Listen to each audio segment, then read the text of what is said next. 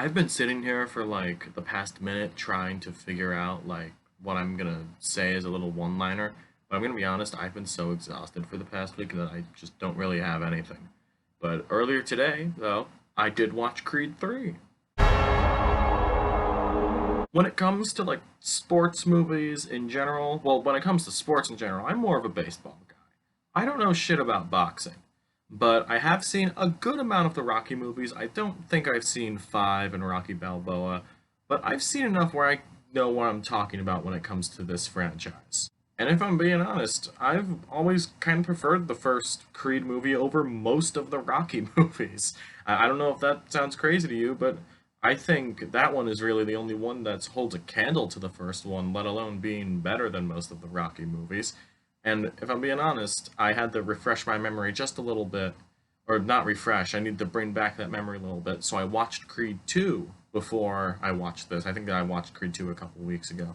So it was still fresh in my mind, ready to get into Creed 3. And also, as a side note, Creed 3 is the first Rocky movie to not feature Rocky. Yeah, Sylvester Stallone is not in this movie. There are two big reasons why he's not in this. One of them is he has been feuding with the producer of this whole Rocky franchise, Irvin Winkler. He got fucked over. Well, Stallone got fucked over, and he's trying to figure everything out with the rights. And on top of just Stallone not really liking the general direction of the story, not to say that it was bad, it just wasn't his cup of tea. And I respect that. And granted, with all the rights issues going on with these movies, I'm pretty sure that we're not going to see Stallone play Rocky again. So, I don't know, there's that. Although, I do have to mention, it completely dawned on me when the credits rolled that Rocky was not in this movie. So, I think that's a testament to say how great Creed 3 was. I want to start off with another big point in this. This is the lead star, Michael B. Jordan. This is his directorial debut. I believe he's picking up the reins from Ryan Coogler in the first one and Stephen Caple Jr., Cleveland native, woohoo, from the second movie, and now he's directing the third one.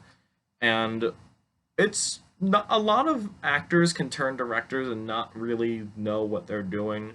We've had that in the past, and luckily Michael B. Jordan knows exactly what he's doing because especially the boxing scenes in this, all of them, especially the final one, which I'll get to a little bit later, is some of the best filming techniques of any sport I've ever seen. It is inventive. It kind of has like Guy Ritchie style whip pans, and Michael B. Jordan has always talked about this. He's a massive anime fan, and you can see that in the fights. There's in one match, there's a shot where two fighters, I'm not saying who, punch their faces at the same time, and they just hit each other right at the same time, and it is something right out of it.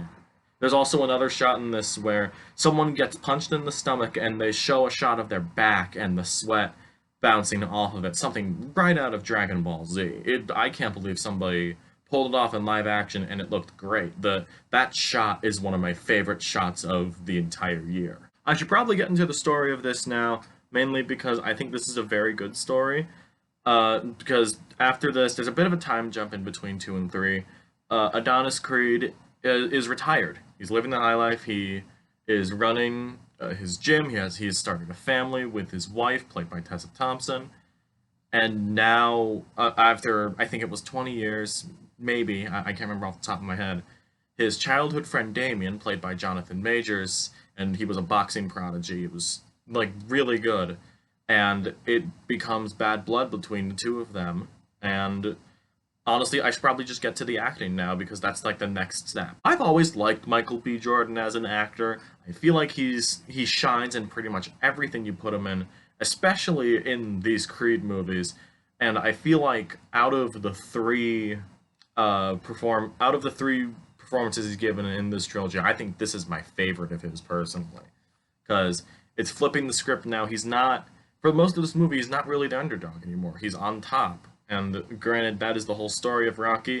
If that's why Stallone left, personally, I think that's a little petty, but That's just me. I didn't write these movies. A lot of the other actors here, Tessa Thompson, Phylicia Rashad, Wood Harris, and Florian Munteanu, who played Victor Drago in the second movie, popped back for a little bit.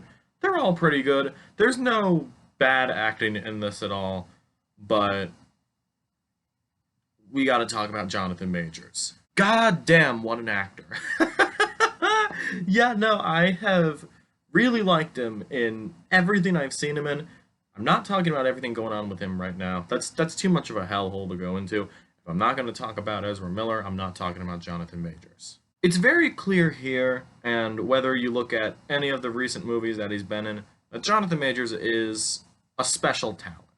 He is fantastic in nearly everything he's in.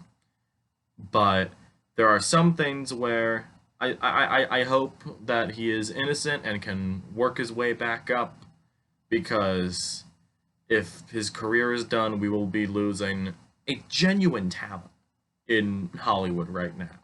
But I don't know, I'm not from the future. I'm recording this in June. I'm pretty sure the trial hasn't even started yet for him. I just said I wasn't going to talk about it, but here I am talking about it. Either way, Jonathan Majors is fucking awesome in this movie.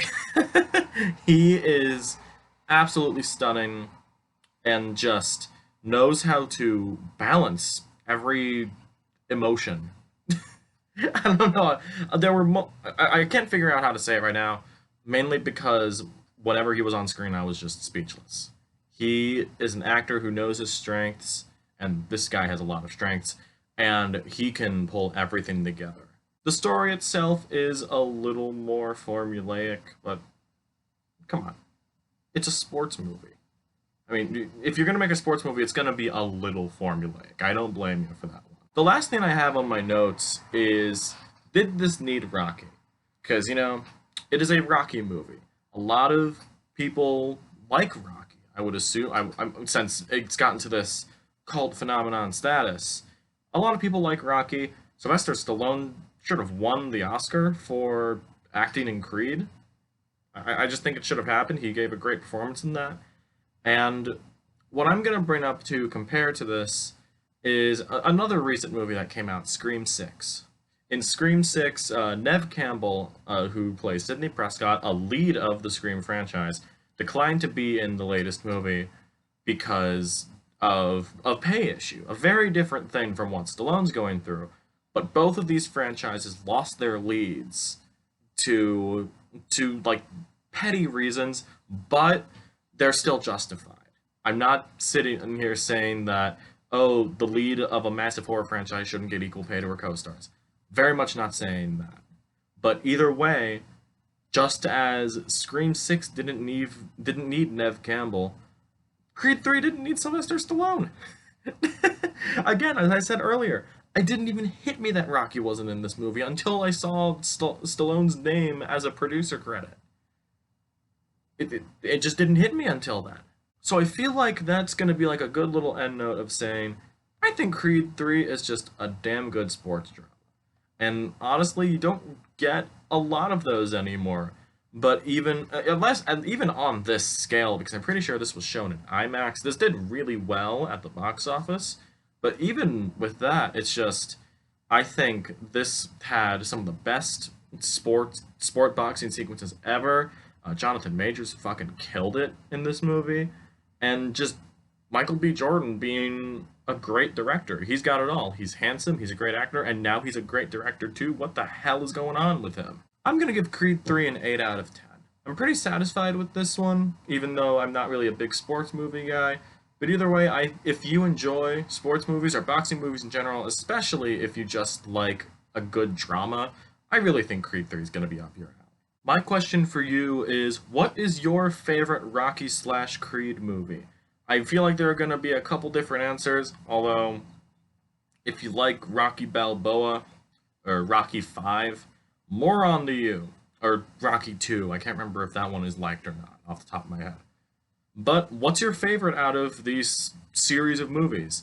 Let me know in the comments below. Like and subscribe if you haven't already. I will see you in the next video. See ya.